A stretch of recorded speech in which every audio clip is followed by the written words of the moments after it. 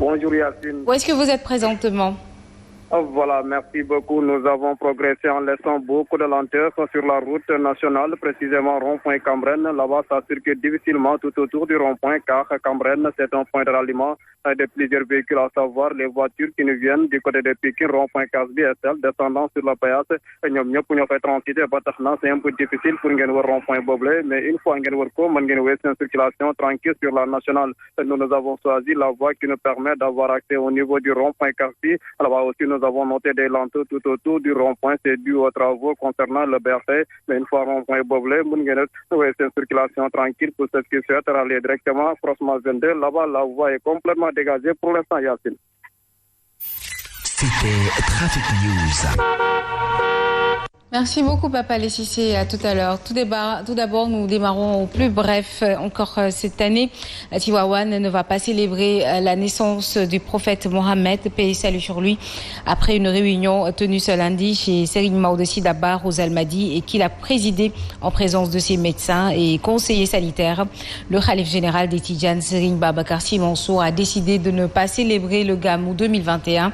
Il en a pris la décision et a informé tous les membres de la famille de Seydi Hadji Malick Sy qu'il ne célébrera pas le Maouloud cette année, encore à cause de la pandémie de Covid-19.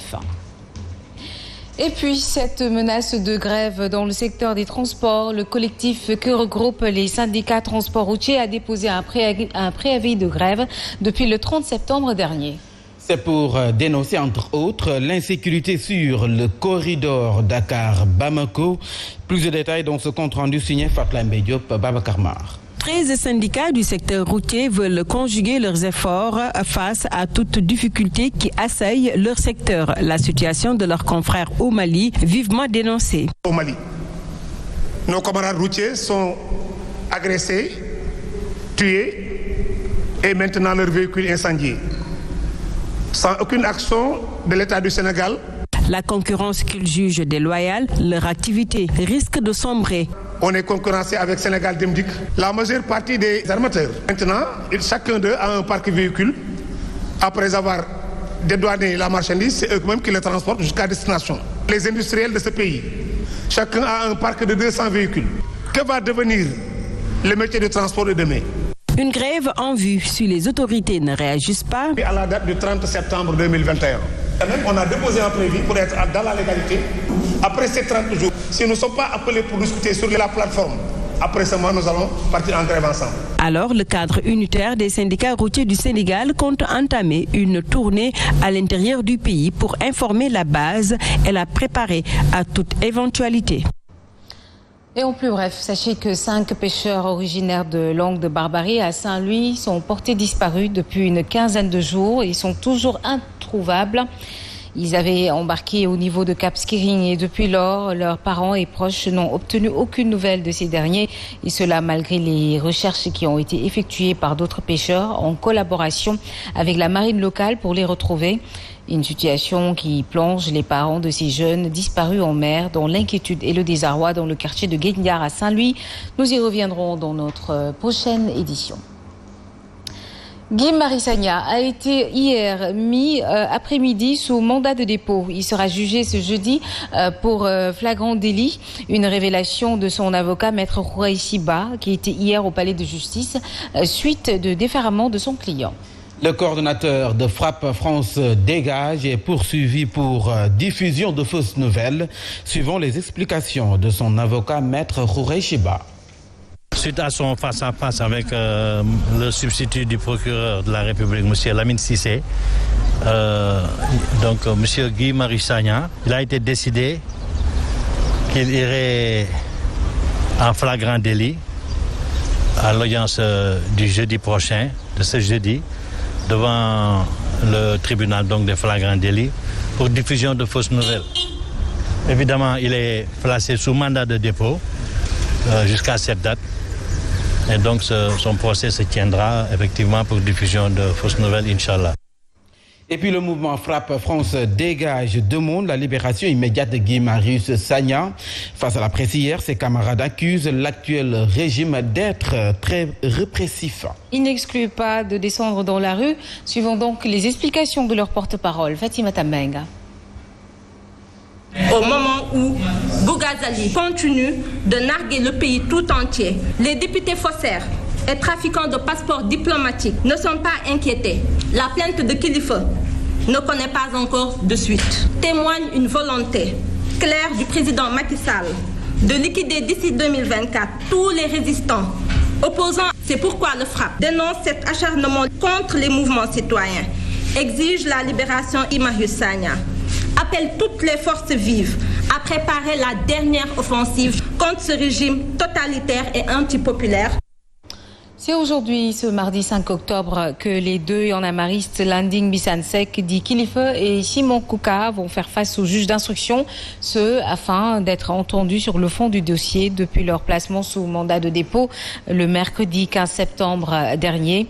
Les inculpés, Kilifeu et Simon, doivent répondre aux questions du magistrat instructeur relatives aux faits d'association de malfaiteurs, de corruption et de tentative de faux dans un document administratif et tentative de trafic de migrants dans une affaire de visa et de complicité.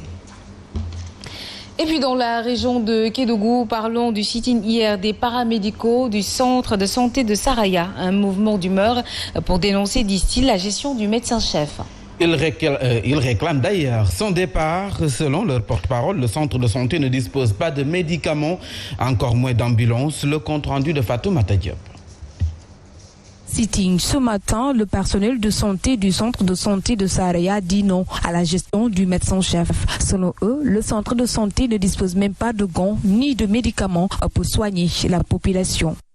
Nous, ce qui nous importe, ce qui nous intéresse, c'est la santé de la population de Saraya. Docteur Camara, la santé de la population ne l'intéresse pas. Ce n'est plus maintenant une lutte pour uniquement le lycée de Saraya. Maintenant, c'est une lutte pour toute la région. Ainsi, ils exigent le départ du médecin-chef. La responsabilité, c'est le prix de la liberté.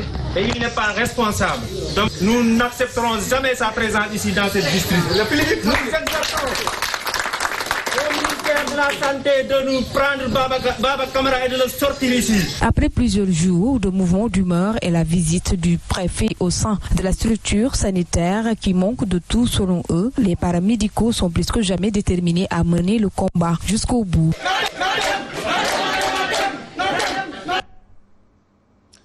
Sachez aussi en plus bref que le juge d'Ambakandi remplace désormais maître Alioune Badara Cissé, rappelé à Dieu le 28 août dernier.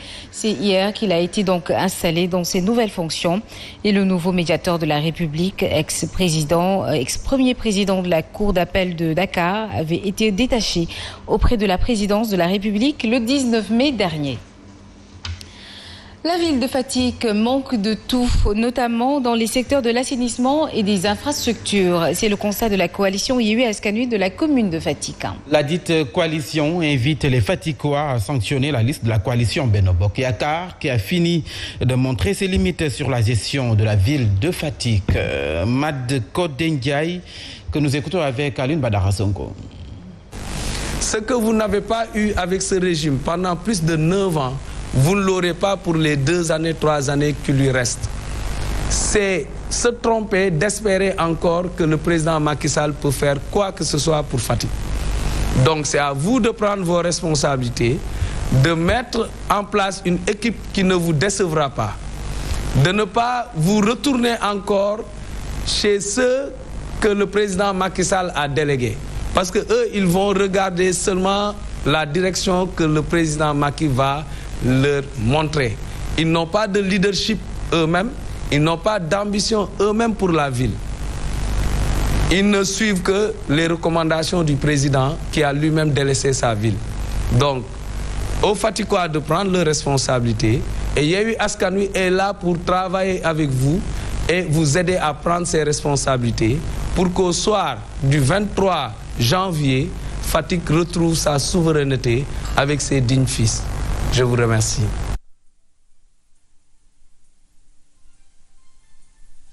Et puis, division autour du choix du candidat de Benno Bokk Yakaar pour les élections locales à Richard Toll. Les jeunes apéristes partisans de Khalil Diop rejettent la proposition de Macky Sall et menacent de faire vote sanction. Ils ont tenu une rencontre de mobilisation pour donner leur avis sur la question.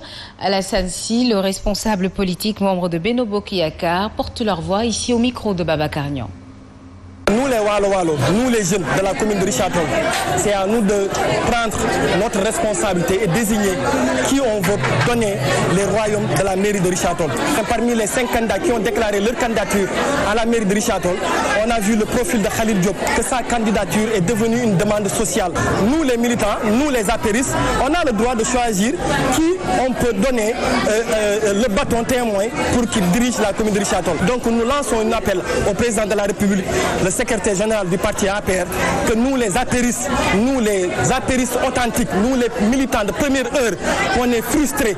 C'est pas à vous, avec tout le respect qu'on vous doit, c'est pas à vous de nous choisir notre candidat.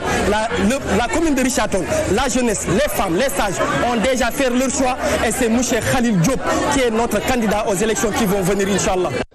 Et nous allons dans la commune de Ndindy pour terminer avec le maire qui s'éterniserait à la magistrature locale et par conséquent, les populations veulent du sang neuf dans les veines de l'organisme de leur collectivité.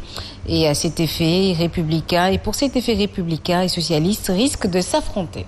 Cependant, le candidat républicain investi par ses souteneurs réveille les consciences de ne jamais donc songer à remettre leur carte électeur en politique, quel que soit son argumentaire.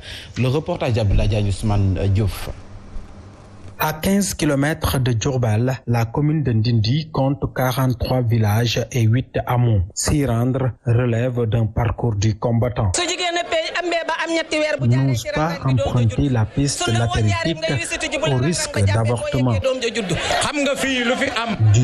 2 poids, 2 mesures. Par conséquent, ces populations aspirent à un changement. Les populations de la commune de Ndindy se sont rassemblées ici aujourd'hui pour m'investir à la candidature pour les élections locales à venir.